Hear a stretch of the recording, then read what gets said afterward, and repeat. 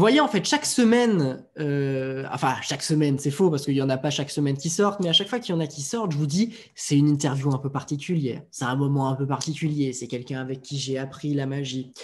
Là, en réalité, c'est particulier, mais pour autre chose. Si vous suivez cette chaîne et que vous avez regardé les descriptions, si vous suivez cette chaîne et que vous m'écoutez parler, en fait, dans ce que je dis, vous avez pu voir que depuis quelque temps, la chaîne est partenaire d'un site de magie que je te recommande encore une fois très fortement, toi qui es derrière ton écran. Ce site de magie, c'est CC Magic, qui est tenu par un homme de l'ombre, quelqu'un qui s'appelle Franz Rejas, que j'ai le plaisir d'accueillir aujourd'hui, de te le présenter pour que tu puisses un petit peu découvrir son parcours magique, quelles ont été ses idées, un parcours un petit peu atypique, tu pourras le voir, et je suis très content de pouvoir te le présenter.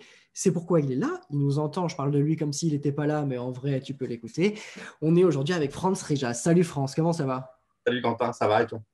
Écoute, ça va très très bien. Comme je l'ai dit, avec toutes les personnes avec qui j'ai fait des interviews, je les connaissais de par leur travail, de par les DVD pédagogiques ou les livres qu'ils ont pu écrire. Et toi, en fait, tu es de l'autre côté.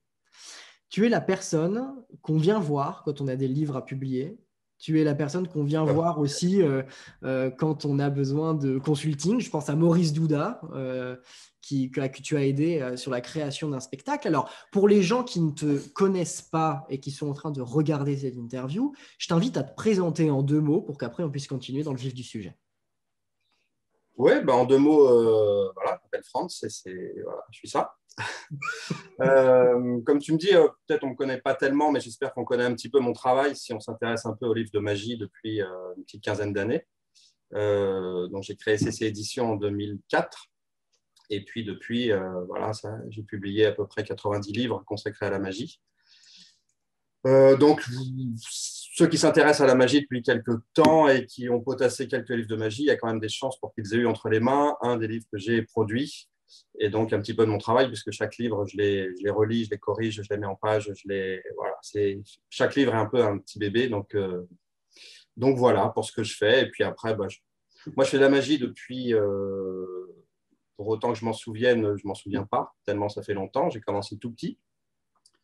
C'était il n'y a pas longtemps, d'accord, mais quand même, c'était quand même au siècle dernier. Il y a 5-6 mois, Et, quoi. et ouais, un peu plus. Et voilà, j'ai commencé avec Renélis. Ça parlera encore une fois. Ceux à qui ça ne parle pas, c'est que vous êtes trop jeunes. Et voilà.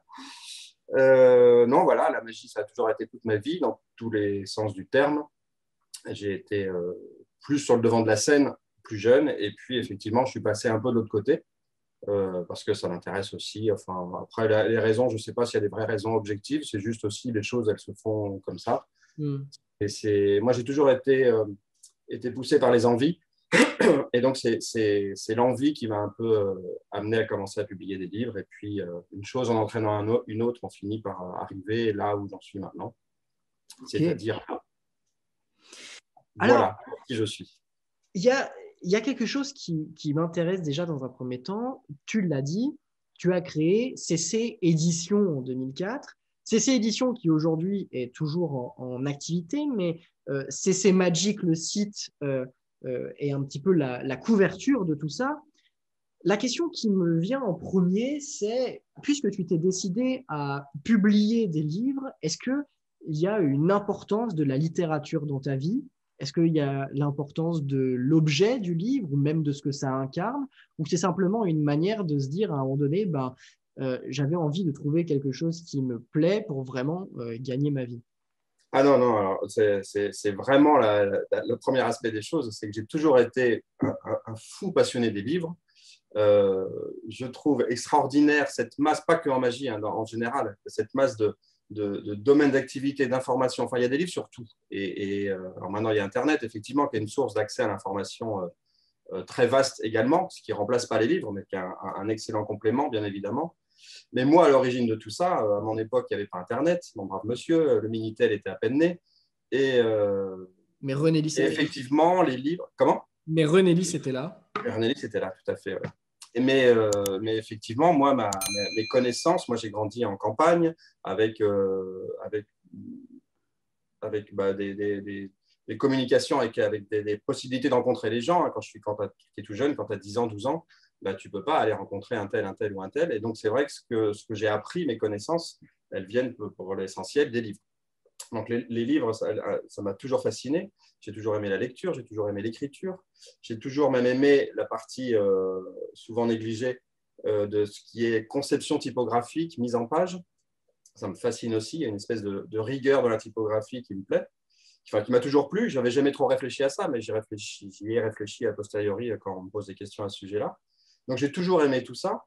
Et encore une fois, je ne vais pas faire le vieux, mais à mon époque, la magie, il y avait quelques cassettes vidéo qui existaient, mais le DVD n'existait pas. Oui, le DVD n'existait pas. Internet, j'en parle même pas. Et donc, voir de la magie en vidéo, c'était très rare. Les seules choses qu'on voyait, c'était dans les émissions de télé. On voyait un magicien qui passait de temps en temps. Et puis, il devait exister une dizaine de cassettes vidéo sur le sujet. Et puis, c'est à peu près tout. Et sinon, la culture magique, je me la suis faite par les livres. Donc, j'ai toujours aimé les livres. Et voilà, j'ai toujours aimé les livres. Alors, c'est vrai qu'après, la création de tout ça, c'est un peu un mélange de plein de choses, de comment ça s'est fait, mais c'est un peu par hasard, en fait. Moi, j'ai créé ces éditions un peu comme conséquence de l'enchaînement de différentes choses. C'est un croisement de plein de choses. C'est vrai que depuis tout jeune, tu as du temps, hein, parce que... Vas-y, du temps, mais lance-toi. Sans faire ma psychanalyse, mais en fait, c'est un mélange de tout, mais aussi c'est basé sur la vision de la vie, en fait. Et moi, dans la vie, j'ai envie d'être heureux, j'ai envie de faire les choses qui me plaisent et je fuis tout ce que je déteste. Et donc, je suis toujours allé vers là où j'étais heureux, où j'étais bien. Et en l'occurrence, donc, je parle de ça par rapport à l'indépendance. Avoir envie d'être indépendant, pas forcément partir sur une filière classique, avoir un métier salarié, etc. etc. Cette notion d'indépendance me plaisait, m'a toujours plu depuis tout petit. Donc voilà, d'un côté, j'avais en tête l'envie de vouloir être indépendant sur certaines choses. D'un autre côté, les livres m'attiraient, effectivement, et comme tout amoureux des livres, j'avais ce désir secret un jour de voir mon nom dans un livre. Voilà, ça faisait partie des petits rêves, des petites choses. Alors, en tant qu'auteur, en tant que je ne sais pas trop quoi, mais bon, voilà, ça aurait été un plaisir gratifiant, une envie qui était un peu sous-jacente, qui était là. Et puis voilà, et puis c'est tout. En fait, après, la vie s'est déroulée comme ça. Et en fait, tout est parti, enfin, non, c'est pas parti de ça, mais quand je remonte, tout est devenu la conséquence de ça, de la rencontre d'un magicien qui s'appelle Stéphane Chenevière, qui n'est pas très, très connu dans le milieu parce qu'il il adore la magie, il a créé des choses super intéressantes, mais il aime aussi des tas d'autres choses. Et puis, la magie, ce n'est pas son activité principale. Donc, il est assez discret dans le milieu. Ça n'empêche pas que c'est un gars super. Et donc, il vient au club un jour, il était tout jeune, hein, tout gamin. Donc, je faisais partie du club de Poitiers à l'origine, donc voilà, qui a été fondé par René Lys. Les connexions se refont. Et donc, il vient un jour au club et il nous fait un tour. Et je n'ai pas compris. Et je n'ai pas compris d'où ça venait, surtout parce que c'était la première fois que je voyais. C'était une version des cartes cannibales et c'était la première fois que je ne voyais pas la version classique. Et je lui ai dit, mais c'est une belle idée, ça, c'est chouette, ça vient d'où, c'est de qui? Je pensais en connaître un peu sur le sujet quand même. Et il me dit, je crois que c'est de moi, j'ai trouvé ça. Ah ouais, bien, c'est vachement bien. Il revient le mois d'après, il nous fait un autre tour, pareil. Donc une version, un classique, hein, c'était peut-être Villélo, je ne suis pas sûr, mais bon, en tout cas, un classique, mais pas avec les techniques habituelles. Et je lui dis, pareil, c'est vachement bien ça, mais c'est de qui? Tu as lu ça où? Je crois que c'est de moi. Ah ouais, quand même. Puis il nous fait ça 3-4 fois quand même. Et un jour, je lui dis, mais tes idées, là, tu les as consignées quelque part parce que c'est vachement bien, quoi. À ma connaissance, c'est un peu novateur, c'est super bien et ce serait bien de partager ça. Il me dit, bon non, moi j'aime bien chercher. Bon voilà, j'ai trouvé ça, ça m'intéresse. Quand j'ai trouvé, je passe à autre chose et puis j'en fais un autre et puis voilà. Je lui dis, si tu veux, moi je t'aide à écrire. Moi, ça ne me déplaît pas de faire ça. Et puis on va écrire ça, puis on va envoyer ça à une revue. La revue de la FAP, à l'époque, il y avait Arcane ou l'Illusionniste. Enfin, et on va faire publier ça pour qu'il y ait une trace quand même de ton travail. Ce serait dommage si tout s'arrêtait, si tu disparaissais, qu'il n'y ait pas une trace de ton travail. Il me dit, bon, si tu veux, moi, tout ça, si tu veux, pas de problème, et vas-y. Donc, je commence à rédiger ces tours. Et puis, plus j'avançais dans la rédaction de ces tours, plus je trouvais qu'il y avait de la matière quand même à faire un livre. Et ça me titillait. Donc, je raccroche sur mon envie un peu d'indépendance que j'avais. Bon, moi, je faisais un autre métier à l'époque. tout en faisant de la magie. Je faisais des prestations de magie, ça j'ai toujours fait ça pour autant que je m'en souvienne, aussi en parallèle du reste. Et puis ça me gratouillait la tête. Et puis à un moment, je me suis dit, mais pourquoi on n'en ferait pas un livre? Je lui ai lancé ça un peu comme un truc. Il me dit, moi j'y connais rien, mais si tu veux, on y va. Du coup, bah voilà, comme il ne faut pas me dire les choses deux fois, surtout dans les choses que j'aime bien, bah, j'ai dit, on va y aller. Et puis voilà, donc on a fait un livre, et ce premier livre, c'était Altitude. Donc voilà, un livre de cartomagie qui est sorti en 2004, 2003 même, je crois, puisque c'était avant la création de la société, de fait, puisqu'à l'origine, ça devait être un one-shot, c'était juste, on a fait ce livre, on était fiers, on était contents, et voilà. Et puis, ce premier livre est donc né. C'était ma première création concrète de l'objet livre. J'avais déjà participé à des choses, des trucs d'écriture et des choses comme ça, mais faire naître, partir d'une feuille blanche et faire naître cet objet livre qui était là, jusqu'à sa commercialisation, le faire exister vraiment, ça a été un plaisir tellement fort que je me suis dit que ce serait quand même vachement bien d'en faire un autre. Il y a une concrétisation de quelque chose qui s'est fait à ce moment-là, quoi. Oui, tout à fait. L'envie d'en faire un autre, en tout cas. Et puis, j'en ai fait un autre. Et puis après, les choses s'enchaînent aussi parce qu'un projet étant parti, ça ouvre une porte sur un autre, puis sur un autre. Et puis, à un moment, je réalisais que ce que je faisais le soir et le week-end, un peu pour mon loisir en plus du reste de ma vie, ça commençait à nécessiter trop de temps, c'était trop compliqué. Et puis, j'avais envie encore une fois, concrétiser cette envie d'indépendance, de faire mon truc à moi. Et voilà, donc à un moment, un jour, comme dit le sage, choisir, c'est savoir renoncer. J'ai renoncé d'un côté, pourtant quelque chose que j'aimais beaucoup, hein. J'adorais ce que je faisais avant, mais j'ai eu envie de tenter l'aventure de faire exister des livres de magie en français. Il en existait déjà, hein. On doit tous beaucoup à Jean-Pierre Hornecker et donc à ses éditions, aux éditions du spectacle à l'époque, c'est devenu Magix après.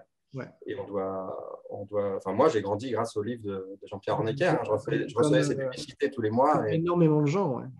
Et c'est comme ça que je me suis construit en magie d'ailleurs, hein, parce qu'encore une fois, je parlais de mon isolement, j'ai grandi dans un petit village de campagne, et mon seul contact avec la magie, il n'y avait pas de boutique de magie, hein. À l'époque, il existait 3 boutiques et elles étaient à Paris. Et donc, c'était les newsletters, donc papier à l'époque, parce que newsletter, maintenant, on a l'impression que c'est par email, mais je recevais un petit courrier dans une enveloppe, dans la boîte aux lettres, et donc envoyé par Jean-Pierre Hornecker, et avec les publicités, des nouveautés, etc. Et puis, je commandais mes livres, et je recevais les livres, et je travaillais comme ça, quoi. Donc, j'en ai perdu le fil de ce que je disais. Mais moi, il y a quelque chose, si je peux réembrayer quelque part, c'est qu'il y a quelque chose qui me frappe et qui en fait qui est symptomatique des magiciens qui, sans aucune enfance, sont de ta génération, qui est quand on a commencé la magie, il n'y avait pas de... sans aucune enfance, j'ai eu une très belle enfance. J'ai eu une très belle enfance, j'avais des copains, je jouais, on grimpait aux arbres, on faisait des cabanes. Et, enfin, il n'y avait pas Internet, mais c'était super. Hein. Enfin, mais ça, j'en doute pas une seconde. Ah, j'ai peur, d'accord. C'est que, quand on a commencé la magie, quand vous avez commencé la magie, il n'y avait pas Internet, il n'y avait pas de DVD pour apprendre tout ça. Chose qui aujourd'hui, pour les gens qui commencent là maintenant, c'est complètement improbable et déconnecté de ce qui se fait actuellement. Ce qui veut dire qu'il y a un moment donné où il y a une fracture qui s'est faite entre le moment où, d'abord, il y avait accès qu'à des livres, mais la plupart, je suppose, étaient en anglais s'ils n'avaient pas été encore traduits. Et puis, si on arrivait à se les procurer en français, c'était encore autre chose parce qu'il n'y avait pas encore vraiment de cassettes. Et puis, les DVD sont arrivés. Puis après, Internet est arrivé. Et puis, ça a complètement chamboulé tout le monde de la magie et surtout de la manière d'apprendre la magie et peut-être de la concevoir aussi. Quel œil tu portes sur cette transition qui s'est faite vers le digital, sur cet accès en fait qui est beaucoup plus facile qu'avant. Déjà de un, parce que les DVD, c'est beaucoup plus facile d'accès que de se taper un livre de 500 pages, on est bien d'accord là-dessus, mais aussi parce que c'est beaucoup plus facile de se procurer la magie. Je ne suis pas d'accord là-dessus, mais alors l'œil que je porte sur ça, déjà, c'est que cette évolution, là tu parles de rupture et de choses comme ça, moi j'ai senti aucune rupture. Comme tu dis, c'était une évolution plutôt lente. C'est un peu petit à petit que les choses se sont faites parce qu'au tout départ, moi je me souviens du tout début d'Internet où j'ai une adresse email. Donc c'était l'époque le moteur de recherche, c'était AltaVista et tout ça. Donc ça va parler aux plus vieux. Google n'existait pas. Il devait exister 30 sites dans le monde. Enfin, je caricature, mais en vrai, il y en avait juste quelques milliers, il n'y avait pas grand-chose. En magie, il devait y avoir à peu près rien. Et donc, forcément, ce nouveau moyen de communication, au fur et à mesure de son développement, bah, la magie s'est développée. Enfin, ceux qui s'intéressaient à la magie de base ont commencé à se pencher un peu sur ce moyen de communication. Et puis, en grandissant, d'autres personnes sont venues dessus. Et puis, tout a grandi comme ça. Mais tout a été très progressif. Il n'y a pas eu un jour, on a eu des cassettes vidéo et d'un seul coup, on a tout mis à la poubelle et on est passé au DVD. Il n'y a pas eu des DVD et d'un seul coup, on a Internet avec la DSL et tout ça. Moi, l'Internet, encore une fois, j'avais une adresse mail. J'avais une adresse mail, mais je ne savais pas à quoi en faire, puisque tous ceux que je connaissais n'en avaient pas. Et l'Internet, on avait un petit modem, on avait droit à quelques mégas de connexion par mois. Sinon, il fallait payer en plus et tout ça, c'était très cher. Avec le truc qui faisait qui bouffait le téléphone en même temps. Et donc, on regardait deux, trois trucs. Enfin, télécharger une image. Je me souviens que je téléchargeais dans les premiers trucs que j'avais trouvés qui parlaient de magie. Donc, ce n'était pas des sites, c'était je ne sais plus comment ça s'appelle à l'époque, enfin, des systèmes d'échange, l'ancêtre des forums en fait. Et je téléchargeais des posters de magiciens, télécharger une image, je ne sais pas si, enfin maintenant c'est fou quoi, mais télécharger une image, il fallait peut-être 2 heures. Et je la voyais s'afficher à l'écran, ligne par ligne, petit à petit comme ça. Et en plus, ça devait pas être une résolution énorme, hein, peut-être en 800 par 600, et on avait un truc, il fallait 2 heures pour télécharger une image. Donc, une vidéo, on n'en parle même pas, on est d'accord. Donc, après, la DSL est arrivée, ça a commencé à changer un peu les choses, avoir Internet en illimité avec un flux quand même assez important. Enfin, voilà, tout ça a été très progressif. Donc, je reviens sur un truc que tu as dit quand même. Si, alors, aussi, la petite anecdote, le truc rigolo, quand même, est rigolo et en même temps, ça remet aussi en perspective. Moi, tu vois, j'ai créé la société en 2004 et quand j'ai commencé en 2004, mes communications, je les faisais comme faisait Jean-Pierre Hornecker avant, hein, par courrier papier. Sur les congrès, quand je relevais des adresses des gens, je relevais leur adresse postale, physique. Et dans les premiers temps, j'avais un cahier où je relevais tout ça.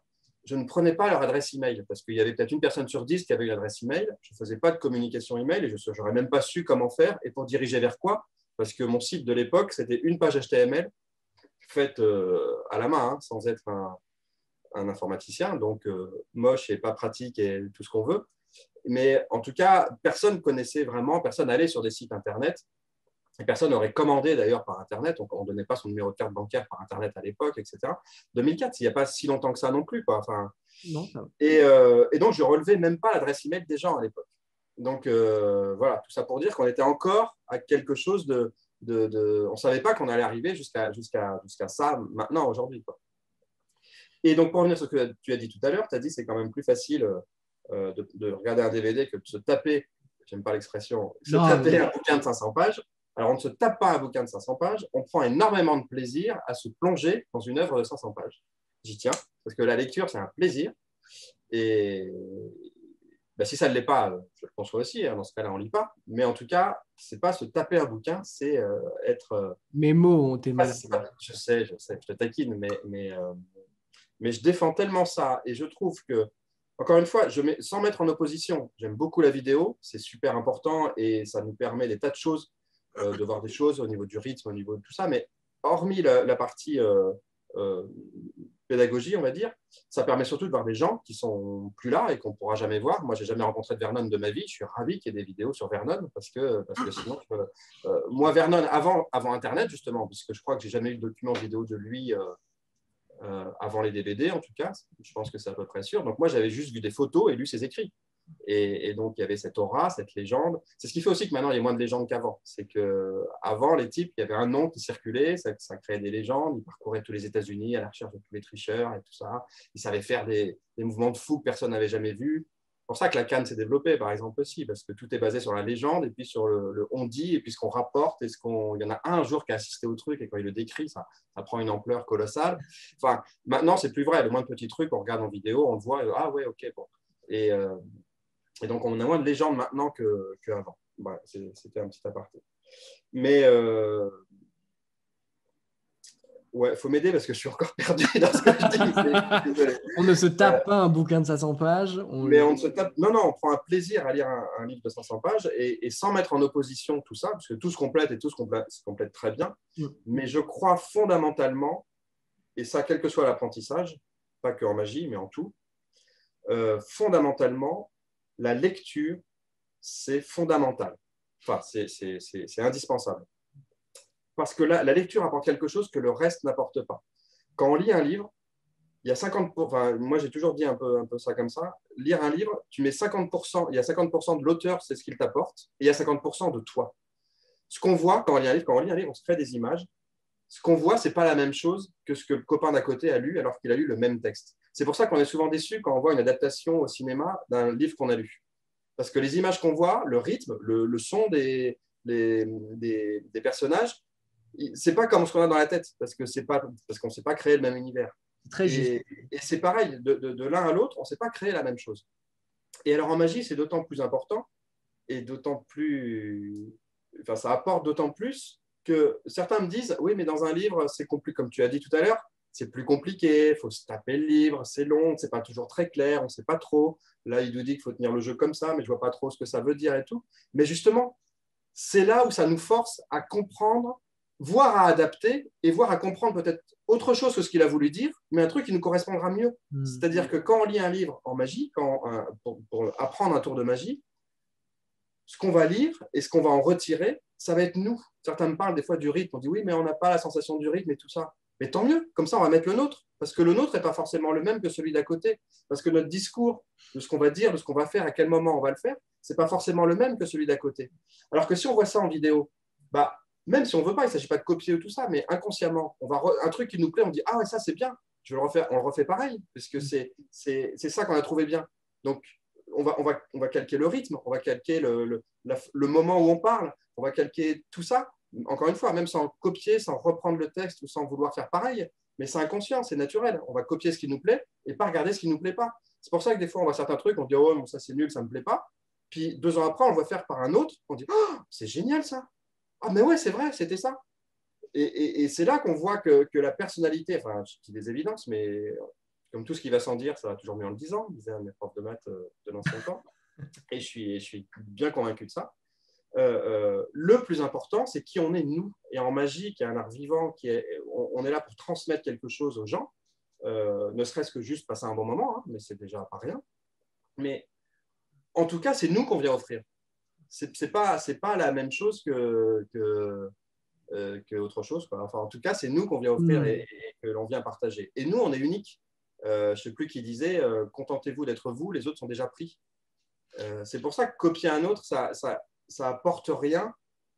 Enfin, c'est que des évidences, voilà, tout le monde sait ça, mais l'objectif, il est de trouver qui on est, pourquoi on est là et pourquoi on veut donner des choses aux autres, enfin, partager ces choses-là avec les autres, quoi. Et ça, c'est en nous qu'il faut le trouver. Ça semble fondamental, je crois, d'autant plus, selon moi, et ça n'engage que moi, à l'époque actuelle où il y a beaucoup de réseaux sociaux, et je pense notamment à Instagram, peut-être beaucoup à Instagram, à des YouTube, à des choses comme ça, où les vidéos consistent plus à regarder comment mon saut de coupe est parfait, regarder ma technique comme elle est parfaite, sans jamais, quasiment jamais, il y a des exceptions bien sûr, amener une personnalité derrière, amener un univers, amener un monde. C'est vraiment juste une technique à la caméra.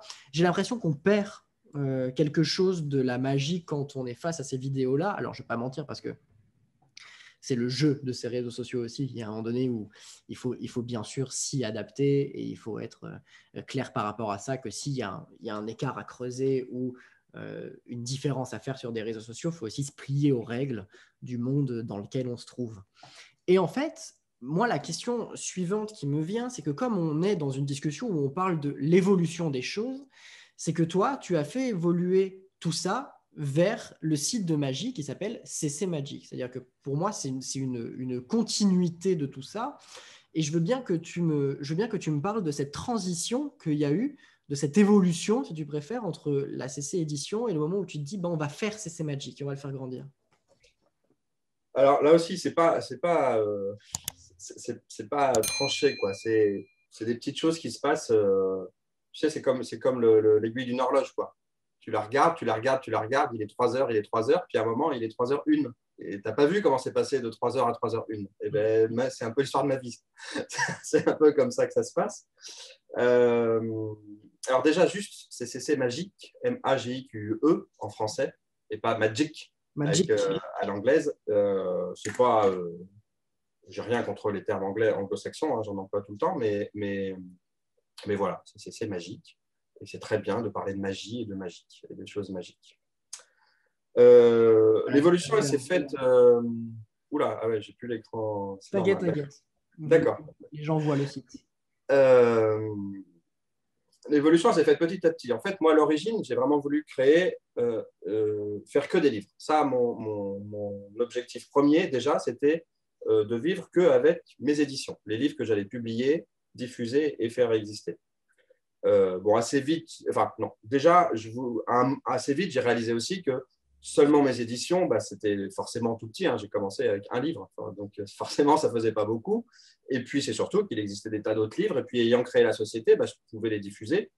Et d'ailleurs, je me souviens du premier contact que j'ai eu avec Jean-Pierre Hornecker à cette époque-là, où les rôles étaient inversés, puisque moi, j'étais client chez Jean-Pierre Hornecker depuis que j'avais 9 ans ou 10 ans.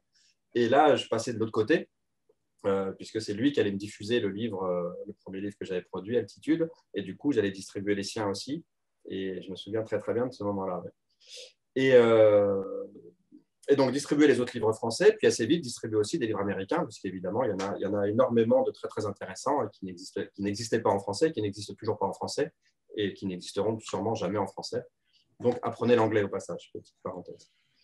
Donc, je voulais vraiment être ce pôle uniquement consacré aux livres, parce que je voulais passer tout mon temps à faire que ça.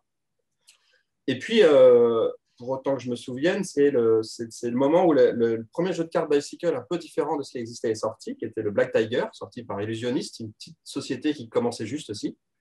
Et donc, ils ont eu cette excellente idée de faire le jeu Black Tiger, donc un jeu en négatif, en fait, par rapport à ce qui existait. Avant, on avait les jeux Bicycle bleu et rouge. Et ça a été un peu l'origine de tous les jeux maintenant qui existent, très différents, etc.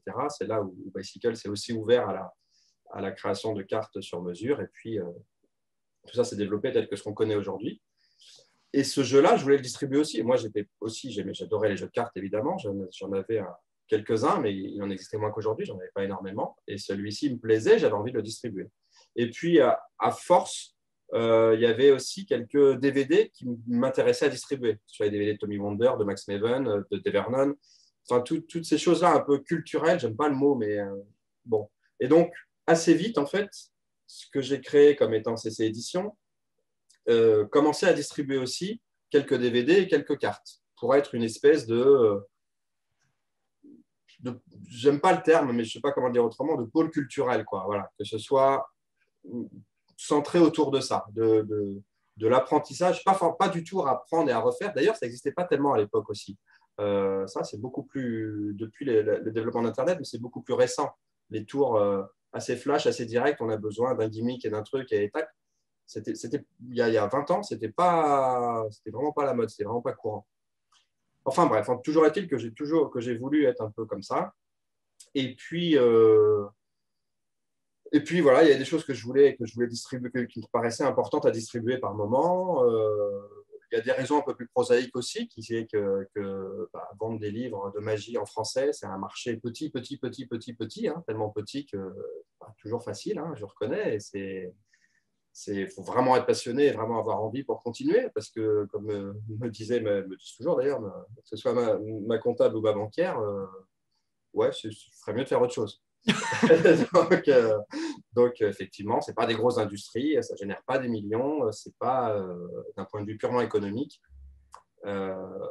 si on regarde que cet aspect-là des choses, il vaut mieux faire autre chose. Maintenant, si on voit tout le plaisir et le bonheur que ça apporte, je ne ferai rien d'autre pour rien au monde. Donc, les choses ont évolué comme ça. Et puis après, il y a des raisons, pareil, un peu prosaïques, un peu techniques, qui est que mon site internet que j'avais fait moi-même à l'époque datait de 2006, donc sur des vieilles technologies, c'était pas responsive, il y avait plein de choses qui n'allaient pas.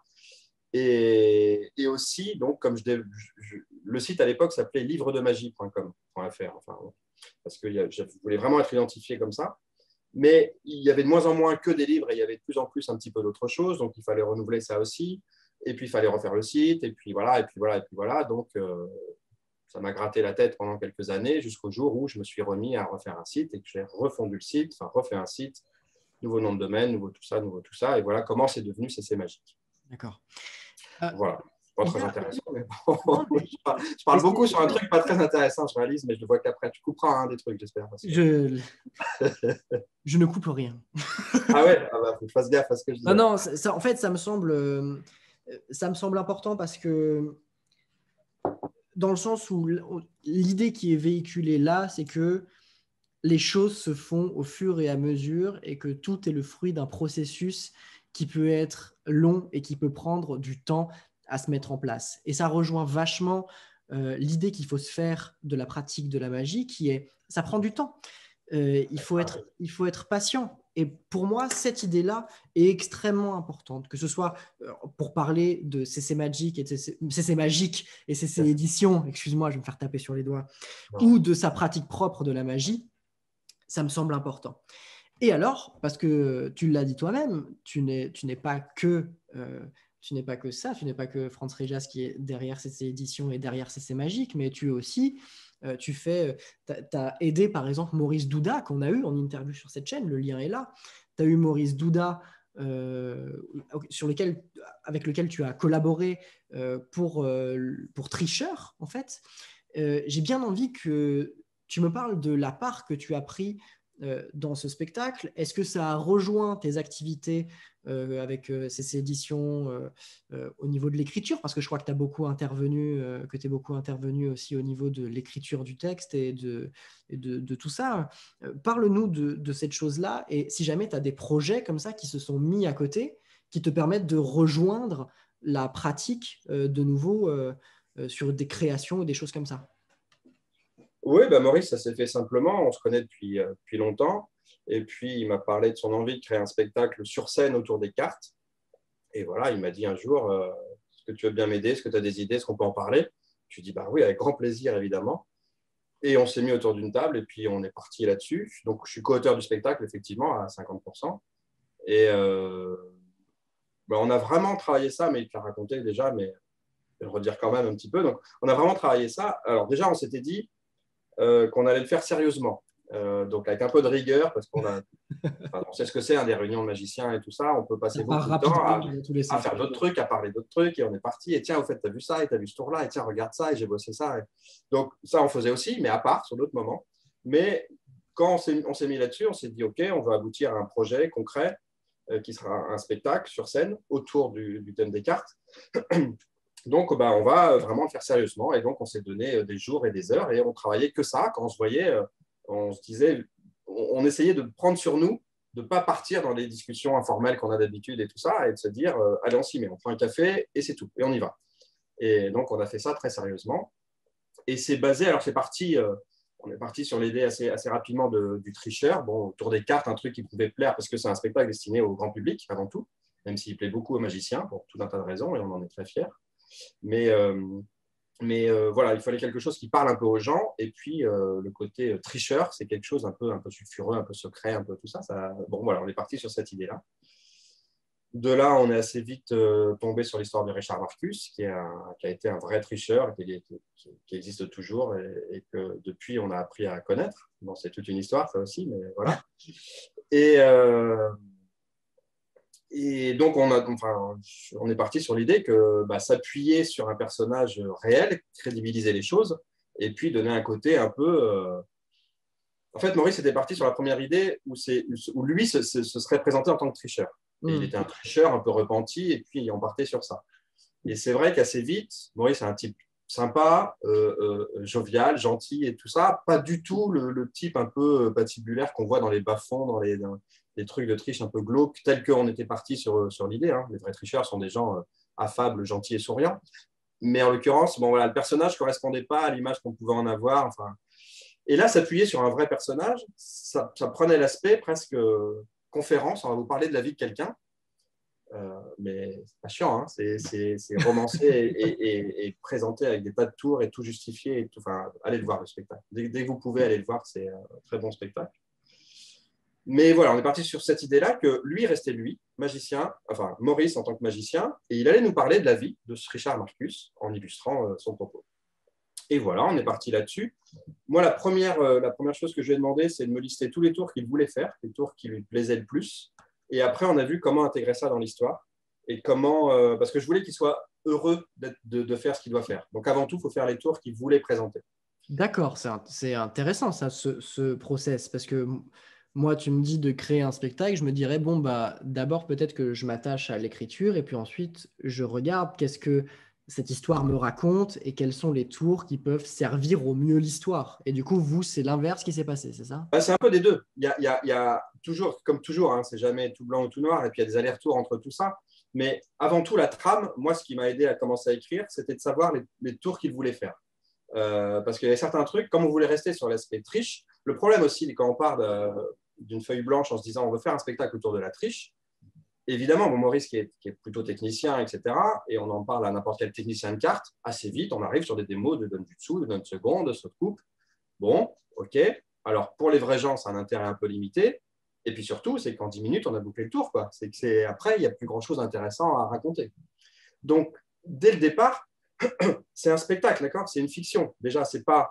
Alors, c'est très basé, en l'occurrence, au final, on s'est très, très basé sur la vraie vie de Richard Marcus, mais on ne s'est pas dit, on va faire la biographie de ce type-là. On s'est dit, on s'inspire d'un vrai nom, parce que si des gens veulent faire des recherches et tout ça, ça crédibilise un peu tout ça. Mais c'est avant tout un spectacle artistique, un spectacle de magie, même si c'est l'angle tricheur. Et donc, mon rôle, il a été un peu de raccrocher les tours à l'idée de la triche. Par exemple, il fait Spooked, c'est un effet qu'il adorait faire, donc le jeu hanté qui se coupe tout seul à distance, pour retrouver une carte choisie. Ça, c'est quoi le lien avec la triche? Il n'y a aucun lien. Enfin, de base, si on se dit je veux faire que des trucs de tricheur et tout ça, le type il vient et dit je veux faire Spooked. Ah bah non, Spooked, c'est pas de la triche, c'est un effet, on ne sait même pas trop le cataloguer, un peu surnaturel, où le jeu se coupe tout seul, etc. Donc ça n'a rien à voir. Donc on vire. Sauf que moi, je ne suis pas parti de ça. J'ai dit tu veux faire ça, bah, on va trouver un moyen de l'intégrer. Et donc le moyen de l'intégrer, c'est au cours du texte, c'est que donc c'est dans l'évolution de Richard Marcus, quand il commence à comprendre qu'il peut arnaquer les autres, etc., dans cette technique. Et donc, c'est dans un rêve. C'est dans un rêve. Et donc, il rêvait même qu'il arrivait à faire en sorte que les cartes se mélangent toutes seules et se coupent toutes seules. Bon, voilà, je simplifie, mais voilà l'accroche qu'on a eue pour pouvoir intégrer ça quand même. Et c'est pour ça qu'au final, la narration, elle est agréable et qu'on ne s'ennuie pas. C'est que, d'une part, ce ne sont pas que des routines de triche, où hop, on a toujours le carré d'as, on fait des donjutsu ou je ne sais pas trop quoi.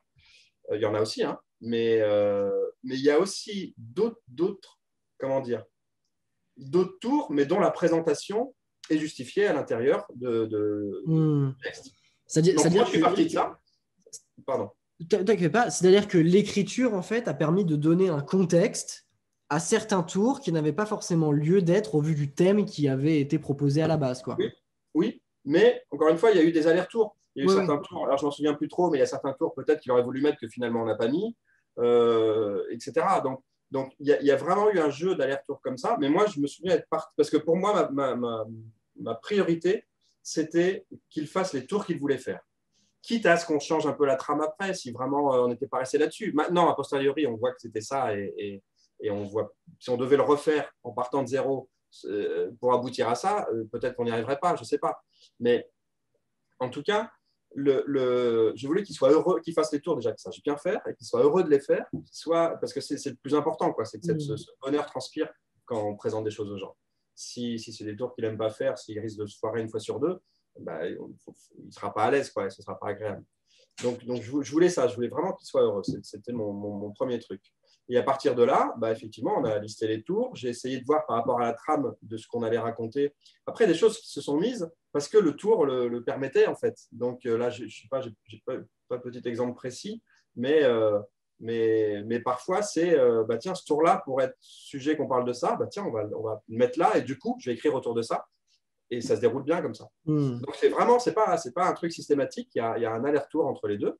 Et puis voilà, donc avec Maurice, on se voyait régulièrement sur des heures précises. Moi, j'écrivais le texte au mot près et je lui faisais faire ses devoirs, quoi. Vraiment, j'ai été, il t'en a parlé et il en parle à chaque fois. Il dit que je suis chiant, mais je le suis.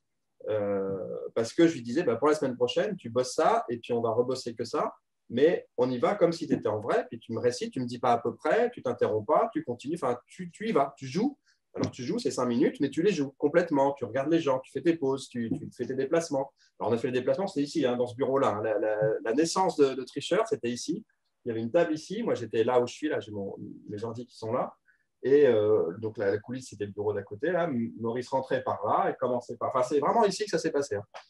Et, et donc, on a travaillé très sérieusement en travaillant chaque phrase, chaque intonation, chaque position. Et c'est là aussi où on voyait ce qu'allait pas. Un truc tout bête, hein, mais enfin, sans trop en dire quand même, parce qu'il faut laisser le plaisir aux gens de découvrir le spectacle. Mais le deuxième effet, on va dire, il y a un petit effet d'intro, et après, le deuxième effet, c'est le bonneto de Skinner. Et le bonneto de Skinner, donc, il raconte que c'est, quand il était tout petit, que Richard Marcus, il a vu un type dans la rue en train de faire un bonneto, et puis Marcus a parlé de l'argent, il a perdu de l'argent, etc. Bon, je ne fais pas l'histoire. Et des trucs tout bêtes, comme le moment où tu retournes, parce que du coup, donc, on sort des billets, et puis on commence à jouer, et puis hop, le bonneteur gagne les billets, donc prend les billets, donc il y a des billets qui circulent, qui passent d'un côté à l'autre, et rien que cette chorégraphie-là, parce que c'en est une finalement, de à quel endroit poser le billet, de quelle main le prendre pour le mettre dans cette poche-là, mais pour que la main qui tient les cartes soit en position pour la suite, etc. Tous ces détails-là, on les a fait mais 1000 fois. 1000 fois, et c'est en le faisant, on se dit, bah non, si tu mets là, tu vois, là, il faudrait que tu changes ton jeu de cartes de main, et pour aller chercher, pour remettre dedans et revenir là, ça fait un temps faible, c'est pas agréable, il ne faut pas le faire comme ça, donc il faut ça que ce soit posé là, mais là, tu ne peux pas faire ça. Et donc, tout a été travaillé comme ça, et répété, quand on était bien sur le truc, je disais, bah, pour la semaine prochaine, tu me rebosses ça, et tu me le fais comme si c'était en vrai. Et il revenait, et il me le refaisait comme si c'était en vrai. Et là, on voyait, non, tu vois, là, ça accroche. Là, tu vois, le texte, là, il est trop long. On va virer ça. Il faut virer. On a beaucoup enlevé, en fait, par rapport au premier truc. On a coupé. Et voilà, jusqu'à des moments, ah voilà, là, c'est fluide, là, c'est bien, là, c'est chouette, là, c'est parfait. Là, on continue. Et là, et là, tu joues ça maintenant. Et là, tu fais ça. Et voilà, on a été laborieux comme ça. Ce qui veut dire qu'il y a beaucoup de théâtralité aussi là-dedans. Si il y a apprentissage du texte, déplacement, qu'on gère son truc et tout, machin, adresse publique et tout, j'entends qu'il y a une certaine théâtralité dans l'ensemble du spectacle. Déjà, alors deux choses. Déjà, de un, est-ce que c'est quelque chose que tu fais comme ça ou est-ce que tu as fait du théâtre d'une manière ou d'une autre? Et deuxième chose, ça me semble important ça, dans le sens où je crois qu'il ne faut pas faire que de la magie quand on fait de la magie. Et je crois qu'il faut s'intéresser à d'autres choses, ne serait-ce un petit peu que pour sa santé mentale, pour ne pas faire une overdose de magie. Mais j'entends si par exemple on fait du théâtre, et ben on se rend compte que tout devient complémentaire, mais ça peut être n'importe quoi. Est-ce que c'est important pour toi de ne pas faire que de la magie ou est-ce que tu ne fais que de la magie? Et est-ce que tu as fait du théâtre pour justement, après, si tu as fait du théâtre, est-ce que ça t'a aidé d'une manière ou d'une autre pour aider Maurice après pour le tricheur? Alors, là aussi, c'est un problème de vision, enfin, pas un problème, c'est une conception de la vie et une vision de la vie. Moi, je suis quelqu'un de plutôt curieux, je m'intéresse à beaucoup de choses, j'aime beaucoup de choses, et évidemment, enfin, je n'arrive pas à concevoir qu'on puisse voir ça autrement. Évidemment, tout se complète en fait. Enfin, ça revient à ce qu'on disait tout à l'heure, c'est que l'important dans un numéro de magie, c'est pas le numéro de magie, c'est le bonhomme. Alors, évidemment que le tour, il est important. La technicité du tour, son intelligence, sa construction, tout ça, c'est important. Mais ce qui est important, c'est le bonhomme. Et le bonhomme, il est le résultat de tout ce qu'il connaît, de tout ce qu'il a appris, même si on ne sait pas ce que c'est. Et parfois, c'est des choses… Par exemple, quelqu'un qui a fait 20 ans d'arts martiaux, il ne va pas se mouvoir sur scène de la même façon que quelqu'un qui a fait des échecs toute sa vie. Et ce n'est pas pour dénigrer ni d'un côté ni de l'autre. C'est juste qu'il y a des choses que l'on acquiert qui nous servent forcément sur autre chose. Donc s'intéresser, on peut pas. J'ai du mal à comprendre, je ne comprends pas qu'on ne s'intéresse pas à d'autres choses, mais on ne peut pas donner le conseil aux gens de dire soyez curieux, intéressez-vous à des choses. On ne force pas les gens à être curieux, à s'intéresser. C'est naturel. Enfin, on a envie de savoir. Moi, je crois que j'ai toujours voulu savoir comment ça marche les trucs, pourquoi ça c'est comme ça, pourquoi. C'est la question que j'ai sûrement posée le plus dans ma vie. Et c'est peut-être pour ça que j'en suis arrivé à faire de la magie d'ailleurs. Je ne sais pas quelles sont les origines et la motivation qui m'ont fait m'intéresser à la magie. Mais je crois que cette part de curiosité, elle en fait partie. Je pense qu'à l'origine, c'est comprendre comment ça marche. J'imagine que c'est ça, même si quand on a 8 ans, c'est peut-être pas… Je sais pas. Bon. Mais en tout cas, toujours maintenant, moi, quand j'ai pas la réponse, quand je me pose une question et si j'ai pas la réponse, maintenant c'est facile, grâce à Internet, on peut facilement aller chercher des réponses. Pas qu'en magie, encore une fois, surtout sur l'origine d'un mot, sur comment marche tel truc, c'est pourquoi ça marche comme ça, pourquoi on a fait ça comme ça. Et ça me gratte la tête jusqu'à ce que j'ai ma réponse. Il faut une réponse. Il faut que j'ai une réponse. Ouais. Et donc, forcément, on est le résultat de toutes nos expériences, de tout ce qu'on connaît, des différents domaines. Et quand on s'intéresse à quelque chose, on rencontre d'autres gens qui s'intéressent à ce domaine-là aussi. Du coup, on les côtoie et on apprend par eux. Donc tout ce qu'on finit par être et donc tout ce qui va ressortir dans notre magie, bah, c'est nous. C'est pour ça que ça ne peut pas être la même chose qu'un autre. Et c'est pour ça que copier le texte d'un autre, le costume d'un autre et puis le tour d'un autre, ça ne marche pas. Forcément, ça ne marche pas parce que ce n'est pas nous. Donc oui, c'est un mélange de vision de tout ça, de compréhension de tout ça. Bon, après, moi, j'ai performé pendant longtemps quand même. Enfin, longtemps, tout est relatif, mais c'était il y a longtemps. Mais bon, voilà, j'ai quand même fait pas mal de choses. Et je pense que mon apprentissage du rapport au spectateur, de la compréhension de quel moment un effet est plus fort ou moins fort, ou pourquoi il faut plutôt le faire là ou pas là, bah, vient aussi de cette expérience-là. J'ai beaucoup lu sur le sujet aussi. J'ai aidé, j'aime pas le terme aider parce que les gens sont pleins de talent et se débrouillent très bien tout seuls, mais j'ai pu apporter quelques-unes de mes visions ou de mes considérations sur certains spectacles, certains numéros. Je fais ça depuis toujours, en fait. Enfin, moi, je suis rentré au Club de Magie donc, de Poitiers, encore une fois, fondé par René Lys. J'étais tout jeune, j'avais 10 ans. Et j'étais le seul enfant de l'époque. Il n'y avait pas Internet, il n'y avait pas tout ça. Donc, j'étais avec que des adultes qui m'ont apporté tout ce qu'ils savaient. Et assez vite, quand il y a eu... quand des gens montaient des numéros, au départ, c'était pour les miens. Moi, les gens m'apportaient des conseils, m'aidaient. Moi, mon premier numéro de scène que j'ai monté, j'en profite pour le saluer s'il voit ça, c'est Jean-Claude Marquis. Donc, les deux personnes qui m'ont énormément aidé sur ce numéro, notamment sur l'écriture, justement, c'est Jean-Claude Marquis et Jean Poirier. Et René Lys m'avait donné d'ailleurs quelques petits tips aussi comme ça, scéniques après, par rapport au numéro. Enfin, là, ça me remonte à des souvenirs d'enfance. Mais voilà, ces gens-là m'ont appris ça, m'ont dit bah, sur scène, regarde le déplacement, là, il est important, là, fait comme ça, là, fait ça. Et j'ai appris en faisant. Moi, je ne me suis pas dit, je suis là en train de prendre un cours de mise en scène. Je suis juste en train d'être un enfant qui écoute des adultes qui savaient de quoi ils parlaient et en train de me dire, bah, fais ça, c'est mieux. D'accord, bah, alors je le fais. Et voilà, et je le fais, je faisais ce qu'on me disait et c'était bien. Bon, voilà, ça a marché, c'était bien et tout ça. Donc, c'est cette accumulation-là d'expérience qui doit faire ça. Après, je détiens aucune vérité, moi. Hein, donc, et avec Maurice, moi, je crois qu'il faut être clair et sincère. Voilà. À partir de là, moi, avec Maurice, quand on a commencé à travailler, oui, je lui ai donné mes points de vue, mais je n'ai jamais dit c'est ce qu'il faut faire. Je disais voilà ce que je pense, voilà ce que je crois. À mon avis, ça c'est mieux, mais fais-en ce que tu veux. Si tu n'es pas d'accord et si tu veux le faire autrement, mais tu as le droit, bien sûr. Voilà, je partage juste des trucs, j'ai sûrement souvent tort. Peut-être que des fois, ce n'est pas trop idiot, mais bon, c'est juste des avis, mais je ne détiens aucune vérité. De toute façon, comme toutes les règles, celles qui sont bonnes pour une personne à un moment, à un endroit, ben, elles sont plus bonnes sur une autre personne à un autre moment, à un autre endroit. Donc, il n'y a jamais rien d'absolu et rien de définitif. Voilà, je partage ce que je crois être bien. Et voilà. Alors, c'est hyper intéressant et on arrive doucement déjà à 50 minutes. C'est pourquoi, en général, je termine ces séries d'interviews par quelques questions plus courtes qui amènent aussi. Hein ? Je parle trop, ouais, je sais. Mais... Non, tu parles pas trop. Tu parles pas trop. Toutes les interviews se terminent comme ça. C'est-à-dire, je pose des questions plus courtes qui amènent des réponses plus courtes. Et j'aime bien changer les questions que je pose à la fin en ce moment. Donc, si tu as vu les anciennes interviews, râpé pour toi. Change, c'est bien. Si tu devais,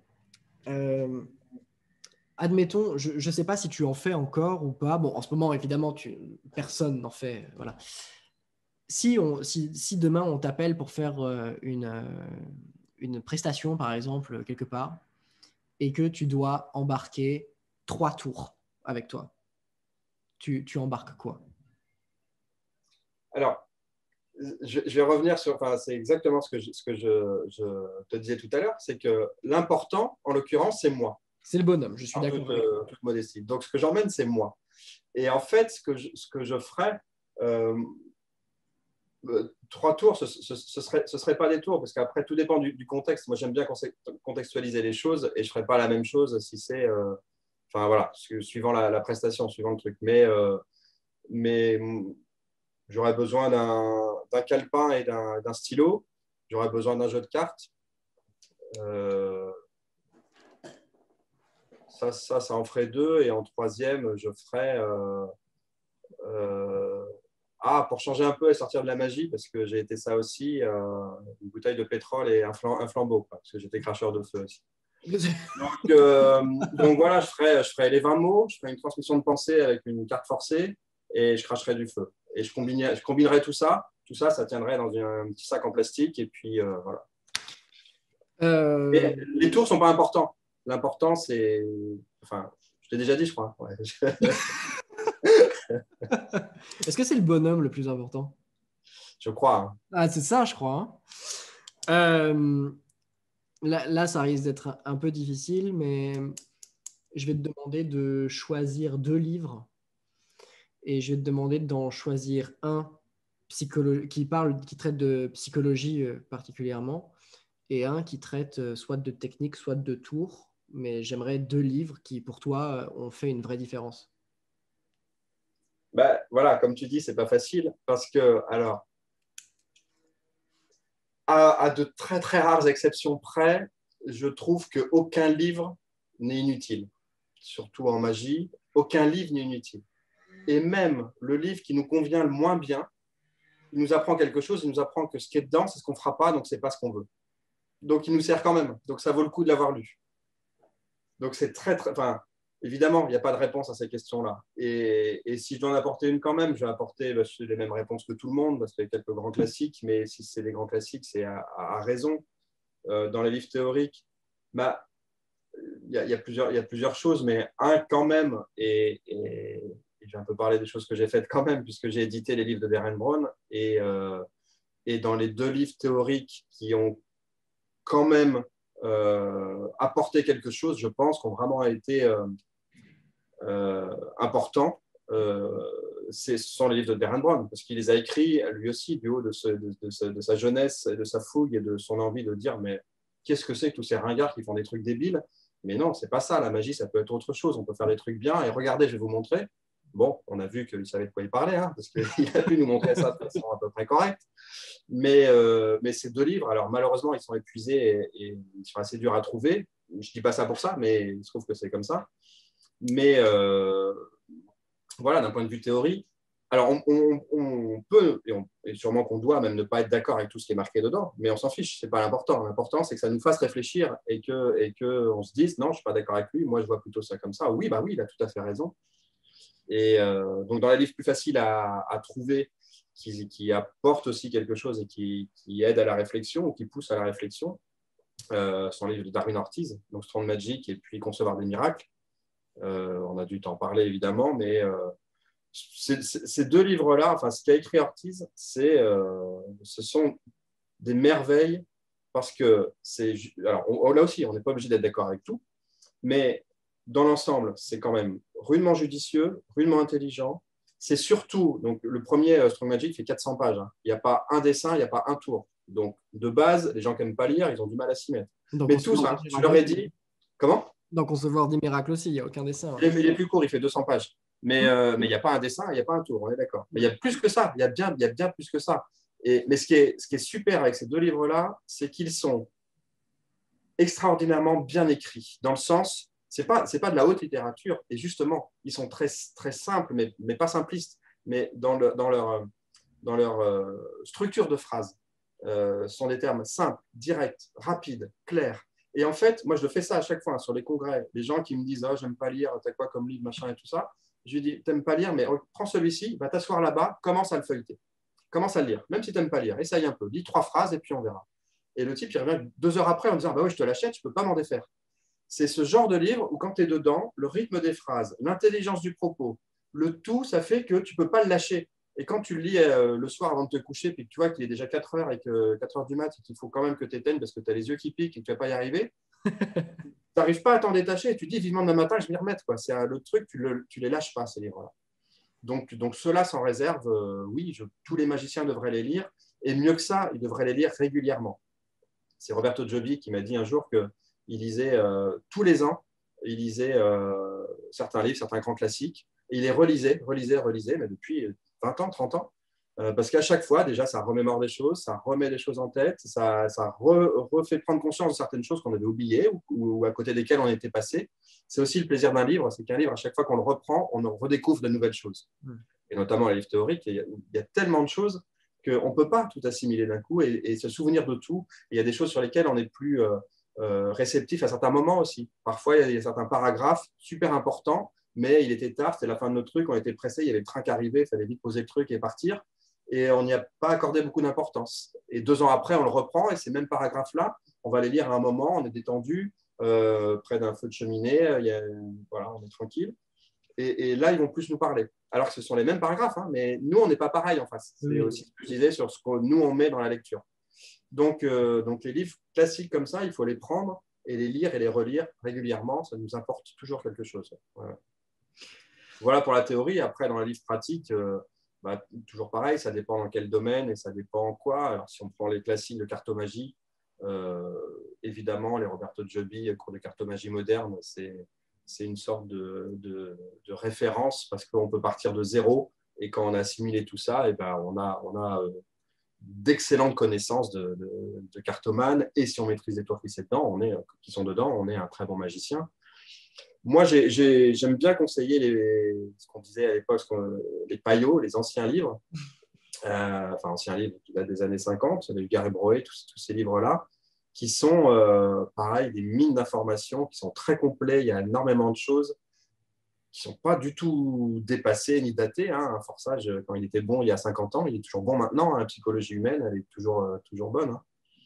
Donc, relisez les paillots. La plupart ont été réédités aux éditions Fantésium par François Montmirel, et que je salue aussi au passage.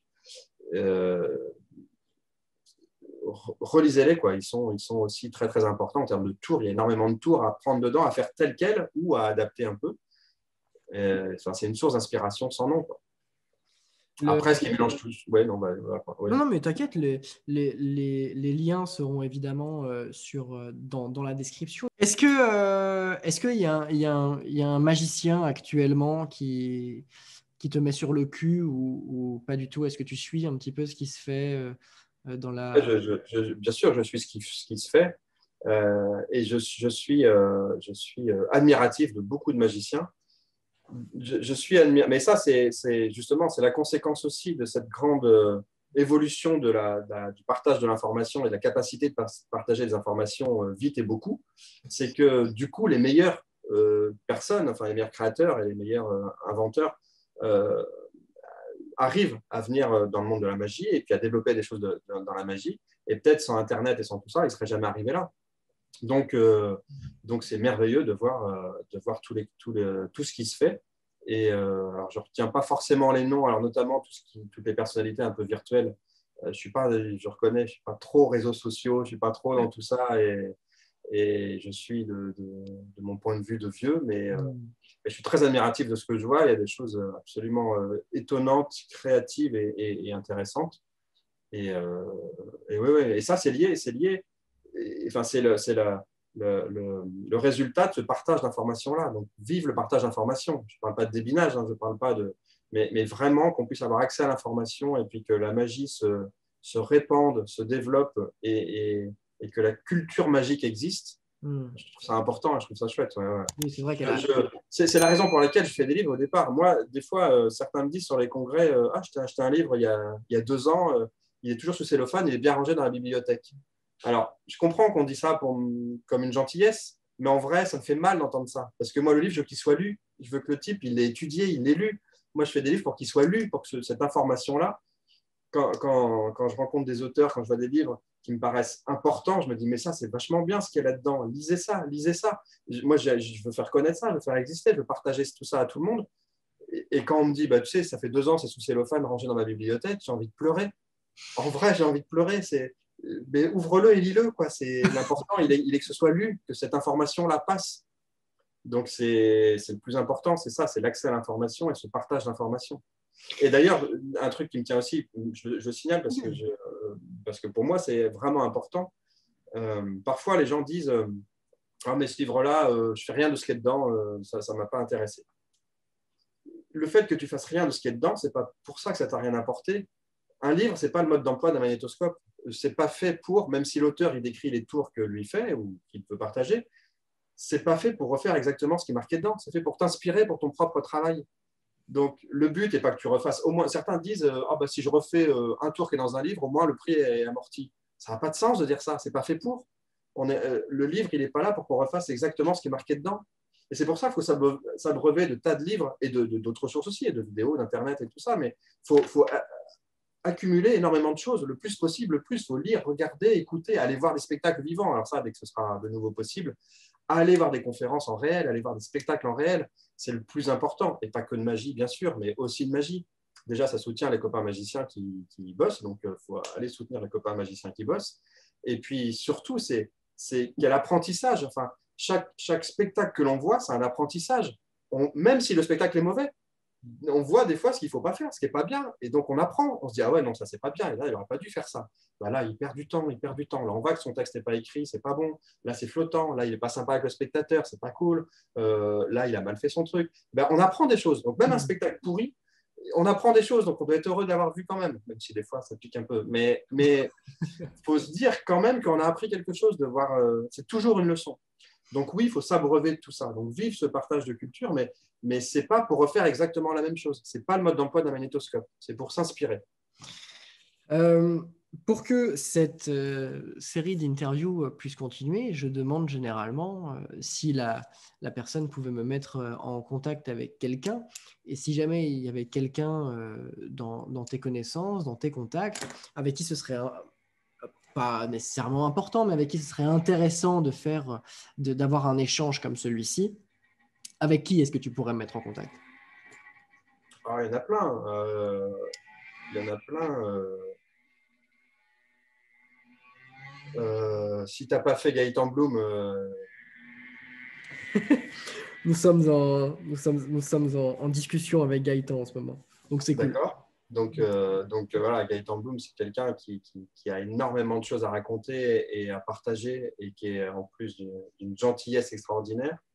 Je salue aussi chaleureusement là s'il regarde ça. On se connaît depuis très longtemps et il m'a accueilli tout jeune chez lui et voilà, on serait toujours reconnaissant. Je l'ai déjà dit, mais je lui redis ici, c'est quelqu'un d'important pour moi, vraiment. Donc voilà, Gaëtan Bloom. Dans les jeunes, même s'il est maintenant beaucoup moins jeune, il sera content que je dise ça, mais essaye de choper Vincent Aidant. On connaît un peu son travail, mais lui, il reste assez secret, assez mystérieux, assez caché. Mais c'est un type extraordinaire. On se connaît pareil depuis très longtemps. On a passé des nuits à philosopher sur la magie, sur le sens de la magie, les raisons de la magie, tout ça. Mais littéralement, des nuits assis dans ma voiture, il saura de quoi je parle.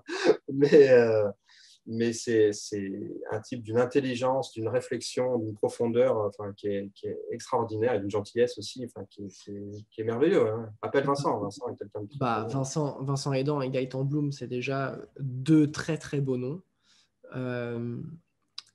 Alors, on va terminer cette interview là, maintenant. Si tu as encore quelque chose à dire, un dernier mot à dire, tu peux le faire. Dernier mot, mais pas de toute ma vie. Hein. Dernier mot non, la dernière d'accord. C'est pas mes dernières volontés. Non, si tu as un truc à dire, tu peux le dire. On peut terminer par là. Et sinon, je mettrai fin. Je te remercie pour ce petit moment sympa. Sans flagornerie aucune, je trouve tes interviews bien faites. Tu vas en profondeur, tu t'intéresses aux gens, tu as des questions souvent pertinentes et celle que j'ai regardée, je n'ai pas tout regardé honnêtement, mais ce que j'ai vu de ce que tu faisais, je trouve ça très intéressant et très bien. C'est pour ça que je te dis oui à ta demande. Ça me fait plaisir. Et puis donc bravo à toi et continue. Merci beaucoup. Continue à grandir là, dans ce monde magique qui est merveilleux et il y a plein de choses fabuleuses à faire. Je vois que tu touches un peu à tout, tu as fait plusieurs choses déjà et tout ça. Et voilà, c'est super. Continue comme ça. Et j'encourage tout le monde à tout faire pour essayer de rendre la vision de la magie meilleure. donc à faire de la belle magie, à bien réfléchir au sens de ce qu'on fait en magie et à être le plus, à pas oublier que la magie, elle existe dans l'œil du spectateur et que donc il faut prendre soin du spectateur et c'est à lui qu'il faut penser avant de penser à nous, avant de montrer qu'on est le meilleur, qu'on sait faire le meilleur saut de coupe du monde ou je sais pas quoi. Ça, le spectateur s'en fiche, mais voilà, le spectateur est au centre de tout numéro de magie et il ne faut pas perdre ça de vue. Et puis voilà, cultivez-vous, soyez curieux et soyez heureux. Voilà. Ça me semble très, très important. Alors, comme l'a dit Franz, effectivement, même s'il n'a pas vu toutes les interviews, et c'est normal, parce qu'en fait, Franz est de mémoire la 17e interview, quelque chose comme ça. Ce qui signifie que si tu regardes cette vidéo, sache qu'il y a 17 heures au minimum de conversation avec des magiciens sur la chaîne et qu'il y a une playlist, évidemment, que tu peux consulter, que tu peux aller voir. Merci beaucoup pour ton soutien sur la chaîne. Évidemment, sans se cacher de rien, CC Magique est partenaire de la chaîne et les liens sont dans la description pour que tu puisses aller te fournir sur ce site qui, selon moi, est vraiment très qualitatif, mais je te laisse en juger par toi-même, va voir le site. En ce qui nous concerne, nous, c'est le jeu de YouTube, c'est le jeu des réseaux sociaux. Donc, je t'invite à aimer cette vidéo, à la commenter, à la partager, mais aussi à t'abonner à cette chaîne YouTube parce que ça donne la force. Et il faut un petit peu donner de la force. On est une petite chaîne, mais mois après mois, et le temps fait son chemin. Et ça va grandir tout ça et je vous remercie vraiment de suivre ces interviews avec beaucoup d'assiduité, je sais, pour pas mal d'entre vous. C'est un format qui vous plaît, c'est le format qui crée le plus d'engouement sur cette chaîne YouTube et c'est aussi étonnant pour moi que je pense pour à peu près tout le monde, on ne s'y attend pas à ce que ce soit le format d'1 heure de conversation, il n'y a pas de tour, c'est juste deux magiciens qui discutent. C'est un grand plaisir pour moi. Bref, je parle de trop. Les amis, nous, on se dit à la semaine prochaine. Merci beaucoup pour ton temps, Franz. Merci à toi. Merci à toi. C'est ciao.